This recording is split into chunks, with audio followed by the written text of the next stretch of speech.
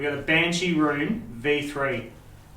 I've been hanging to ride one of these, either the Rune or the Titan, either one. They're both a long travel. Titan's a 29er.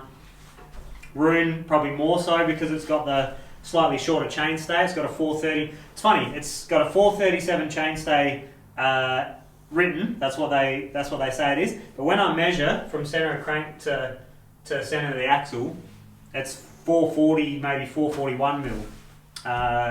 And on the same measurement on my Trek, it's 437, which is what it's said to be. Anyway, so a little bit longer chainstay than is written. Not too sure what they go, whether it's the dropouts, whatever, but perfect. I like that 440 chainstay. I think it's absolutely perfect. 470 reach, feels long in the top tube, longish in the top tube, but I got a short stem, which brought me back into nice tight handling. Not sure if I'd run a short stem this short. This is a 35mm stem. I'd run a 40. The bike doesn't feel too big for me. It feels killer. The size is wicked.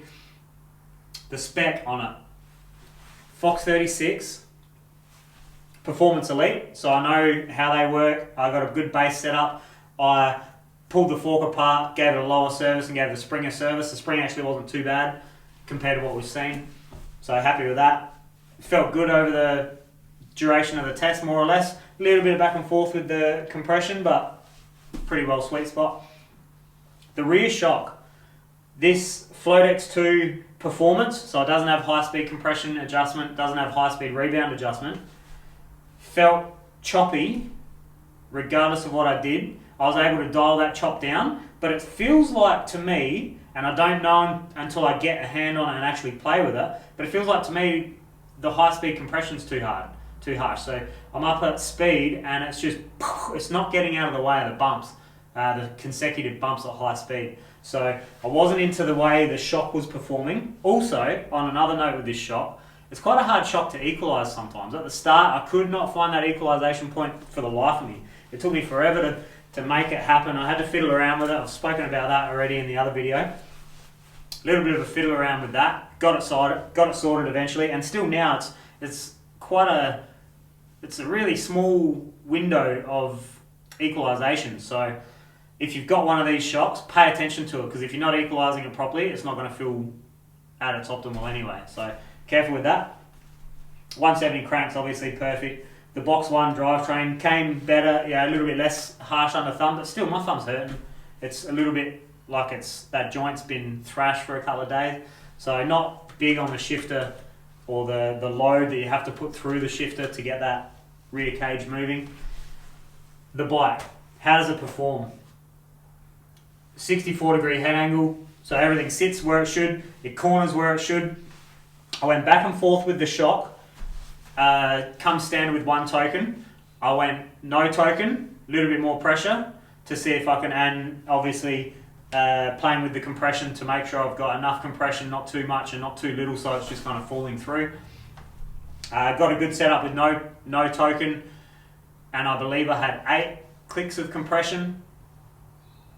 Went back to one token, between 7 and 9 clicks, and that's 8 clicks from open on the compression. I don't bother going from, why would you go backwards? Why would you count anything backwards? Count from the start. So open, 1, 2, 3, 4, 5, 6, 7, 8. 9 seems to be maxing out, like where it's getting really, really quite stiff and really good for like trail ridey stuff, but not quite getting out of the way for when you're mauling a little bit harder.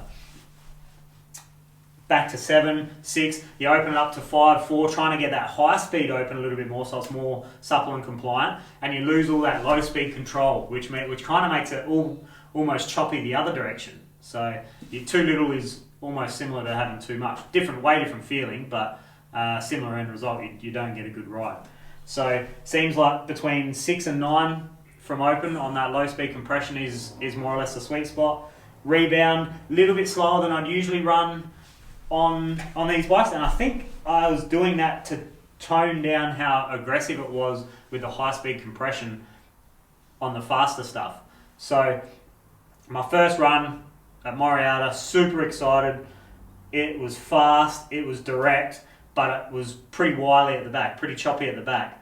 Carried a heap of speed. I was definitely oversprung there, so it felt wicked. Once I went down, down a little bit lower in the spring force, to get more of a better ride quality and a better sitting cornering position. I ended up at between 18 and 20 mil of sag. 19 seems to be right on for that cornering. 20 mils, real nice and low. Good cornering as well. 21 mil, a little bit too low. I was running 21 mil with 2 tokens. So when I went to 2 tokens, a 21 mil sag, it's a little bit too low in the sag. 21, maybe, yeah, probably 21 mil. A little bit too low in the sag. Not really hitting pedals anywhere or anything like that, but it just felt a little bit better, a little higher up. So I ended up going with the 2 tokens. I found a little more suppleness off the top because it was obviously softer off the top. So I went from 155 to 150 to 145 with the 2 tokens. Back to 152 with the 1 token. Seems to be pretty good. 152, 155 PSI for my 75 kilos. The 1 token seems to be the best, but I'm still fighting this shot configuration. I'm still fighting the high speed. It's not getting out of the way of the hits, which is exactly what happened with my coil on the Patrol. Got it sent away, got the high speed compression softened up a little bit, and it was perfect. It was really, really nice, real compliant, obviously. So I think that's just a weakness there. A different shot would have been nice. I wish I didn't sell my Super Deluxe. I sold my Super Deluxe to Jimmy. I sold the coil to Stu with the Transition Patrol. So I don't have a different... I've got the DPX2, but I would have liked to put one of those shocks on to see if it is just this high speed, the tune in this shock. Because outside of that, the frame on this bike is exactly what I want my bikes to feel like. So I don't want... the alloy bike that I've got now, the Trek Slash, is good. It's relatively stiff, but it's nothing like this. It's nothing like this. The Patrol was pretty stiff. It's a little bit stiffer than the Slash. Nothing like this. The Remedy was a little bit soft compared to the Slash and the Patrol. This thing's stiffer than the Yeti, the carbon, or as stiff as the Yeti, with no like tung, tung, tung, no tingy feelings through it. It feels perfect. This is how every bike should be made. Every bike should be made with this 7005, I think it is, T7 alloy, or T6 alloy, I'm not too sure. You can look into that, I should know, but that's what a bike should feel like, absolutely. If I can get that rear shock, it feels like a dirt jumper. It feels like when you're dirt jumping, you get pump tracking, you get everything that you put into the bike, everything you put in. You don't lose any of it through the frame. You don't obviously no suspension on a hardtail, but outside of the suspension, it's super direct without being harsh. I guess the frame itself doesn't feel like I'm copping all the harshness through the frame. I'm just copping harshness through this rear shock setup. So maybe Banshee can relook at that, or maybe I'm wrong. Maybe I'm out of whack with my setup. They say in the write-up on their website to go between 15 and 18 mil of sag, which works out, but they also say 28 to 32% of sag, but 28 to 32% of sag on a 65 mil shock, 65 mil stroke is 18 to 21 millimeters, but they're saying 15 to 18 millimeters. So at that 15 millimeters, it's really tall in the back, real fast, but real choppy stuff. You're on top of everything, but when you do take the hits, it's really, really hard to take those hits. I like a more compliant bike, so I can get off the brakes and let it go really, really fast. I'd be holding onto it and kind of clenching at that 15 to 16, even up to 18 mil. So with the no token, 18 mil is good. It's kind of what you need for not bottom out. But I'm a little bit disappointed that I didn't find a better setup on this rear shock. Sure, I went fast, and you can see in the helmet cams, especially the Brownies helmet cams, I'm hooking. The thing is, it's killer. It's direct. It's been going back to 27.5 wheels. Oh, it's so much fun. It's so, you can nip it around turns easier, but a 29er up front would be better. A 27 out the back is definitely what I want. 29er up the front is also what I want.